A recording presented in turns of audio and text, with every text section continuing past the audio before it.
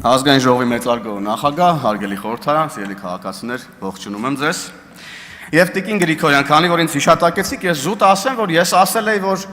ձեր աչքերի մեջ հեկ եմ տեսնում, պարոն Քոչարյանի աչքերի մեջ մարտի 1-ն եմ տեսնում, հոկտեմբերի 27-ն եմ տեսնում, դուք դիմեցիք դատարան, չներկայացրաք դատական նիստերին, դատարանը գործը առած քննության թողեց, ձեզ էլ ասեց, որ ինձ պետքա 15000 դրամ փոխհատուցեք փաստաբանական ծախսերի համար, չհասկացա 15000 դրամ։ Հիմա դուք բողոքարկել եք, տեսնենք ինչպիսի ընթացք ուրեմն կունենա դատական ընթացքը, հետեւաբար ինչ եք գալիս, ոչ մի չեք խոսում այստեղ, այդ 15000 դրամն էլ բարձր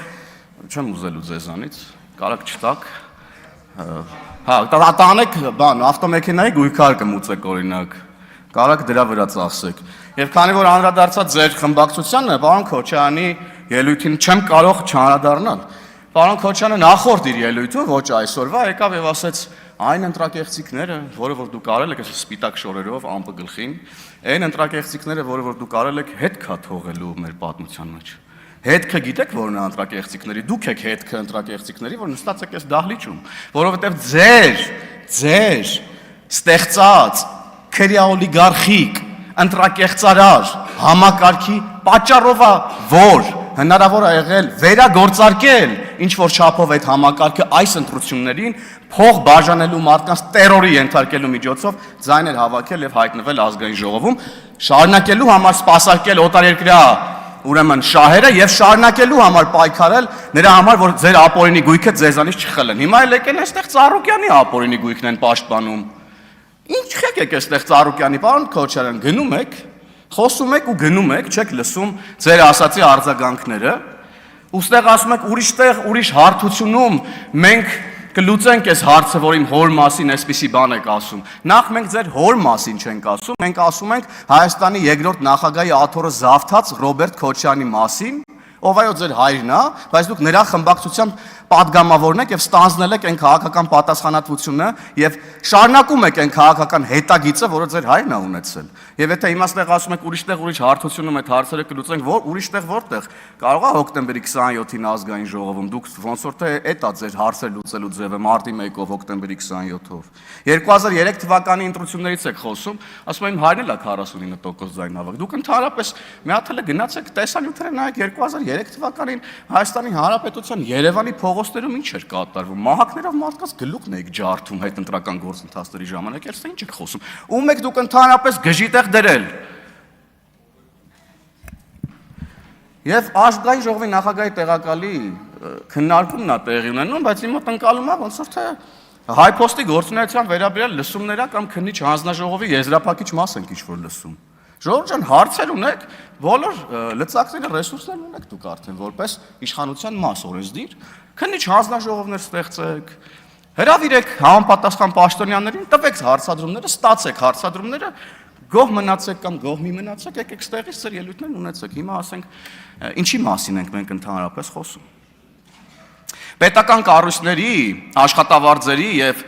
պետական կառավարման ներքո անցած ընկերությունների աշխատավարձերի մասին ենք խոսում, համեմատում եք, դե ասում են մասնավորը հասկացանք, որ այսքան փող է տալի, պետական կառավարման ներքո լինող եղող կառույցների աշխատավարձերը խի այդպես բարձր։ Հա բա ամենալավ ծառայությունը իր քաղաքացիներին պետքա պետություն է մատուցի։ Բա պետքա բարձր լինեն պետական ծառայողների եւ պետության համար ծառայություն մատուցող ընկերությունների աշխատակիցների եւ հատկապես ղեկավար կազմի աշխատակիցները, որ Հայաստանի Հանրապետության քաղաքացին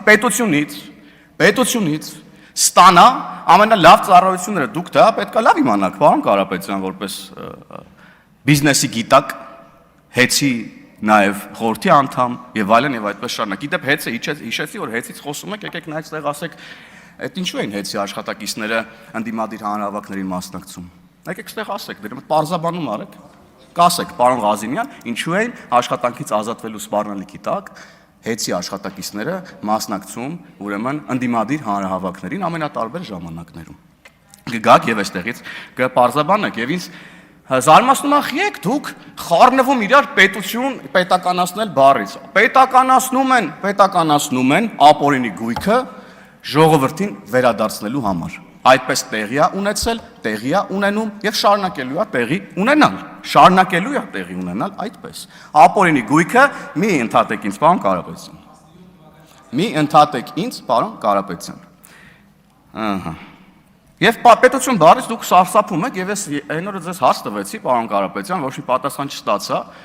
Ինձ իրոք հետաքրքիր է, էլի, մի հատ եկեք ասեք Հայաստանի Հանրապետությունը քանի քառակուսի կիլոմետր է իր միջազգայինորեն ճանաչված սահմաններով, որովհետեւ ասում եք մարզային այցելություններ են կանելու, գյուղեր, համայնքներ եք գնալու։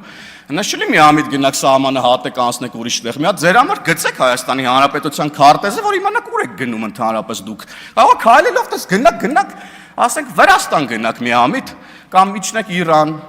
չգիտեմ, Ադրբեջան, միամիտ հայտը, Թուրք ելնի դեմներդ միամիտ։ Գցեք Հայաստանի Հանրապետության քարտեզը, մի հատ իմանաք ուր եք դուք ընդհանրապես գնում։ Որն է ձեր հայրենիքը։ Որն է ձեր հայրենիքը։ Պատասխանեք այդ հարցին, պարոն Ասլյան, մի ընդհատեք ինձ իմ ելույթի ժամանակ, ես ձեզ խնդրում եւ հորդորում եմ, հարգելի գործընկեր։ Ամեն դեպքում այդ սահմանը գծեք հանկարծ դուրս չգաք Հայաստանի Հանրապետության տարածքից, դա չիմանանք ձեզ ոնց է հետ բերենք, հիմա էլ նոր պատմության մեջ ընկնենք։ Եվ հայրենիքի ձևակերպումը առհասարակ պետքա մի հատ գաք այստեղ ասեք էլի, որոնց դուք ասում եք հայրենիք։ Ձեր հայրենիքը արդյոք չի սահմանափակվում Հայաստանի Հանրապետության ուրեմն միջազգայինորեն ճանաչված սահմաններով։ Նախ պետքա մի հատ սահմանները ընդգծեք, ասեք քանի քառակուսի է, հետո ասեք հայրենիքի ձևակերպումը ձեր համար որն է, որովհետև որևէ մեկը չի հերքում պատմական հայրենիքի իրողություն, դա անհնար է հերքել պատմությունը, դա անհնար է։ Մենք խոսում ենք ժամանակակից Հայաստանի Հանրապետության մասին։ Ինձ համար որպես ազգային ժողովի падգամավոր իմ հայրենիքը Հայաստանի Հանրապետությունն է իր միջազգայինորեն ճանաչված սահմաններով։ Այո, կա պատմություն, կա պատմական հայրենիք, բայց ես առաջնորդվում եմ որպես պետական գործիչ Հայաստանի Հանրապետության սուվերեն տարածքների պաշտպանության տրամաբանությամբ, ինչի համար երթվել ենք մենք միասին, իհարկե դուք առանց ոտքի կանգնելու, բայց ամեն դեպքում ստորագրել եք երթման տեքստը։ Եկեք ստեղ ասեք, որովհետև այն տրամաբանությամբ, որ հայերը այսքան տարի ապրում են X տարածքում, ես այտենց եմ ընկալել ձեր որոշ գործընկերների խոսույթից տրամաբանությունը, որ եթե հայերը երկար ժամանակ ապրում են X տարածքում, անկախ նրանից այնտեղ կա հայկական պետականություն, թե չէ կամ եղել է երբևէ, եւ այնտեղ հայկական մշակույթ է եւ այլն, եթե այս տրամաբանությամբ առաջնորդվենք, ներողություն, բայց կարող է պարզի, որ կալուգանել է ձեր հայրենիքը։ Մի քիչ էլ որ խորանանք, կարող է մի քանի տարի հետո, ասենք ԱՄՆ-ից տարածքային պահանջներ ունենանք, գնաք Գլենդելը ասեք, բան տվեք Հայաստանին, որովհետև այնտեղ միլիոնավոր հայեր են ապրում կամ 100,000-ավոր հայեր են ապրում։ Մի հատ այս տրամաբանությունն եկեք կիսվեք մեզ հետ։ Որն է ձեր տրամաբանությունը, որն է ձեր հայրենիքը, ինչպիսի տեսք ունի ձեր հայրենիքը։ Իրական հայրենիքը ժամանակակից, ոչ թե պատմական իրողությունների մասին ես չեմ խոսում, ես խոսում այսօրվա մասին։ Այսօր որն է ձեր հայրենիքը։ 150 տարի առաջ, որ լինեինք բոլորս, ուրիշ ձև էր լինելու հայրենիքի ձևակերպումը։ Ժամանակակից աշխարհում հայրենիքը մեր պետությունն է, միջազգայինորեն ճանաչված իր տարածքներով։ Հա, պարոն Ասլյան, բան էիք ասում։ Եվ շարունակելով, գիշերը երկուսին, հայտարարել եք, որ դուք հաղթել եք, երբ որ մենք, պարոն Հարությունյան, երեք արդեն նկարագրեց մանրամասները։ Մեր ունեցած տվյալներով, բնականաբար, արձանագրում ենք այն տվյալները, որը այդ պահին կա, անում ենք քաղաքական հայտարարություն, շատ լավ իմանալով, որ մենք ենք այդ հայտարարության համար պատասխանատու։ Եթե օրինակ, ընտրությունների առավոտը կամ վերջնական արդյունքների հրապարակման ժամանակ էական տարբերություններ լիներ, մենք որպես քաղաքական թիմ այդ պատասխանատվությունը կստանձնեինք, բայց բան չի փոխվել, հետևաբար ինչի մասին եք դուք ընդհանրապես խոսում։ Այդ դուք չէիք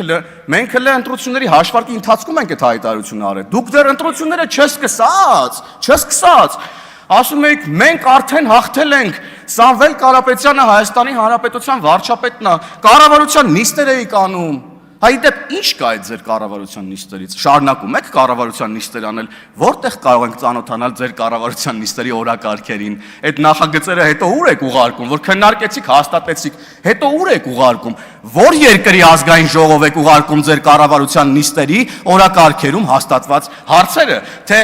ուրիշ ազգային ժողովներից են ձեր կառավարության նիստերի օրակարգ ներդրվում տարբեր հարցեր։ Մի հատ եկեք այստեղ պատասխանեք, հարգելի գործընկերներ, եկեք պարզաբանենք, հասկանանք, որտեղ իրար վարչապետ եք ասում, այնտեղ նախարարներ ունեք արդեն, հրանոթի մասնագետներ, արկերի եւ այլն, եկեք մի հատ պարզաբանենք։ Եվ էլ գիշերվա 2-ի ասուլիսի մասին խոսում եք, ասում եք այդ ասուլիսը կհիշվի մեր համար եւ այլն եւ այդպես շարունակ։ Գիտեք, որ ասուլիսն է հիշվելու։ Գիտեք, որ ասուլիսն է հիշվելու